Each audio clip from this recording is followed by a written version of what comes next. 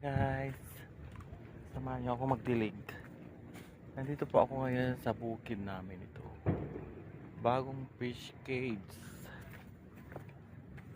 Magrerenta sila sa amin guys kasi tapat ng aming properties. Yan o. Diba? Ang ganda-ganda dito guys. Buhay, probinsya. Dito ako magsasalok ng tubig kasi matabang ang tubig sa ilog. Wala pa kaming gripo. Kaya dito kami kumukuha ng pandilig. O, tingnan nyo. Kung hindi ka sanay dito guys, maano ka kasi puro bato yan. Ayan o. Buhay probinsya. Actually nakapagdilig na ako kasi hinahabol ko yung oras kasi anong oras na. Hindi ako nag-stay ngayong araw na ito dito. Ngayon lang po ako pumunta ng hapon. Kasi tinamad ang bakla. Ito, didiligan ko itong mga seedling. Yan o. Dinidiligan ko yung mga seedling. Sari-sari yan guys. May kalamansi, may santol, may atis, saka yung auri na puno.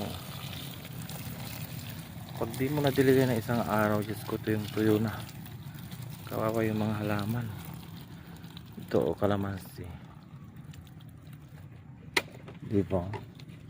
Kung masipag ka, may biyaya.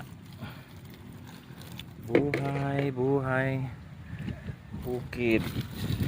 Masaya-saya guys. Ito oh, didiligan ko yung mga saging kasi sobrang init ng araw. Nagtutuyot din, parang tao rin yan.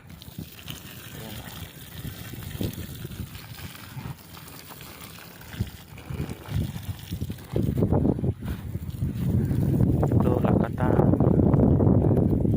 mabubuhay pa to kasi dapat tag-ulan.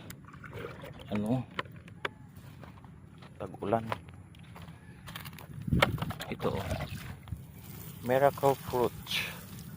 Ewan kung mabubuhay din to.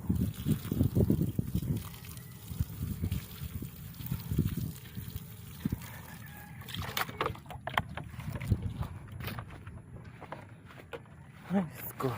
Ang layo ng igiban guys. Sana mabuhay kayo.